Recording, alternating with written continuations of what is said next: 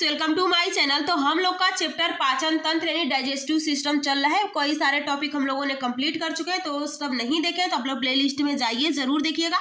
आज हम लोग पढ़ने वाले हैं अमाशय यानी स्टमक के बारे में। मुंह से हम लोगों ने टीथ के बारे में पढ़ा है, दांत के बारे में पढ़ा है, जीभ के बारे में पढ़ा है, लार ग्रंथियों के बारे में पढ़ा है, कार्बोहाइड्रेट वसा प्रोटीन के बारे में, अमीनो अम्ल के बारे में पढ़ा है। अब हम लोग पढ़ने वाले हैं अमाशय यानी आपका भोजन मुंह में गया, मुंह में से आप लोग के दांत कुचला, जीभ, उसको जीभ का कार्य हम लोगों ने पढ़ा।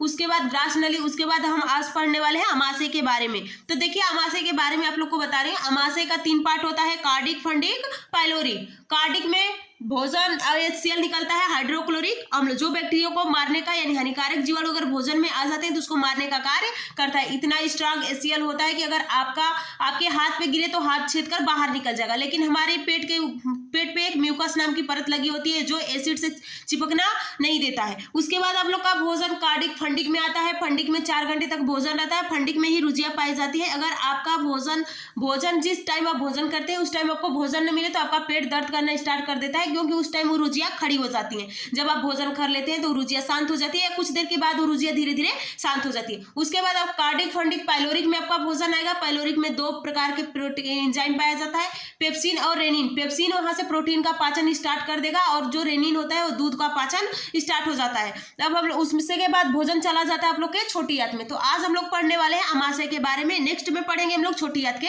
बारे में, नहीं स्मॉल इंटेस्टाइन, फिर बड़ी आंत के बारे में पढ़ेंगे, लार्ज इंटेस्टाइन के बारे में। तो देखिए माउथ कैविटी के बाद भोजन पैरासिस्टोलिक यानी पैरासिस्टोलिक मोमेंट यानी प्रकुंचन।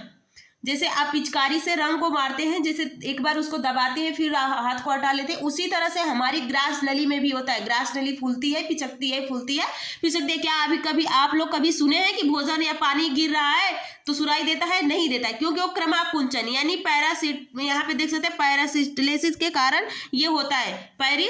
अगला देखिए, यहाँ पे देखिए माउथ कैविटी के बाद भोजन पैरासिस्टोलिसिस मोमेंट के द्वारा एसोफेगस से होते हुए स्टमक अमाशय में पहुंचता है। अमाशय में भोजन का तात्कालिक संग्रह तथा पाचन का कार्य किया जाता है। अमाशय जहां से शुरू होता है वहां एक वाल्व जैसी संरचना पाई जाती है जिसे कार्डिक स्फिंक्टर कहा जाता है। आगे देखिए, यहाँ पे आप देख सकते हैं ये अमाशय का भाग है। तो ग्रसिका ये नली होती है, फिर जठरांग, फंडस, कार्डिक, फंडक, पाइलोरिक। जठर निर्गम है, ग्रहणीयम ऊर्ध्व भाग है। यहाँ पे देख सकते हैं अमाशय आहार नली का सबसे चौड़ा भाग होता है जो एक थैलीनुमा होता है। अमाशय का 3 भागों में विभाजित किया गया है। पहला ऊपर वाले भाग जो हृदय के नजदीक होता है उसे कार्डिक पार्ट, बीच वाले भाग को फंडिक और नीचे वाले भाग को पाइलोरिक पार्ट कहा जाता है। अमाशय के सबसे नीचे वाले हिस्से में भी वाल्व नुमा संरचना पाई जाती है जिसे पाइलोरिक सिनेप्सिटर कहा जाता है। अमाशय की दीवारों पर एक चिपचिपा आवरण पाया जाता है जिसे म्यूकस मेम्ब्रेन कहते हैं। अमाशय के दीवार पर कुछ ग्रंथियां पाई जाती है जिसे गैस्ट्रिक ग्लैंड कहा जाता है। यहाँ पे देखिए गैस्ट्रिक ग्लैंड के द्वारा द्रव्य का स्राव होता है जिसे जठर रस या गैस्ट्रिक जूस कहा जाता है। गैस्ट्रिक जूस का मात्रा यहाँ पे देख सकते हैं 1.5 से 2 पर डे होता है। pH 1.5 से 2.5, हाईली एसिडिक होता है।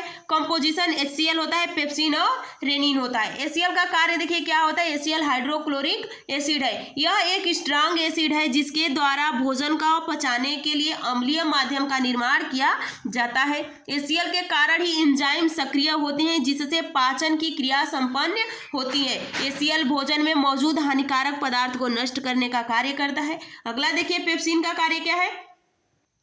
तो पेप्सिन एंजाइमिया भोजन में मौजूद प्रोटीन को पेप्टोन्स में परिवर्तित करता है। यह सामान्य प्रोटीन का पाचन करता है। रेनिन एंजाइमिया दूध को पचाने में सहायक होता है। यह एक विशेष प्रकार का एंजाइम है जो बच्चों में ज्यादा मात्रा में स्रावित होता है। इसके द्वारा दूध में मौजूद केसीन प्रोटीन को पारा केसिनेटिन में परिवर्तित किया जाता है। आगे देखिए इसमें यहाँ पे देखिए केसीन प्रोटीन के कारण ही दूध का रंग सफेद होता है। दूध का रंग पीला कैरोटीन प्रोटीन के कारण होता है। बच्चों के लिए दूध को एक सर्वोत्तम आहार माना जाता है, लेकिन आयरन तथा विटामिन सी के नहीं होने के कारण इसे कंप्लीट फूड पूर्ण आहार नहीं माना जाता है। यानी दूध में आप लोग का आयरन और विटामिन सी नहीं होता है। माँ का दूध बच्चों के लिए सर्वोत्तम आहार है क्योंकि माँ के दूध में एंटीबॉडी प्रतिरक्षा पाया जाता है जिससे रोगों से सुरक्षा मिलती है। मिश्रित भोजन पूर्ण आहार को श्रेणी में आता है। तो आज की वीडियो में हम लोग समाप्त करेंगे। नेक्स्ट वीडियो में हम लोग पढ़ने वाले हैं छोटी आंत के बारे में।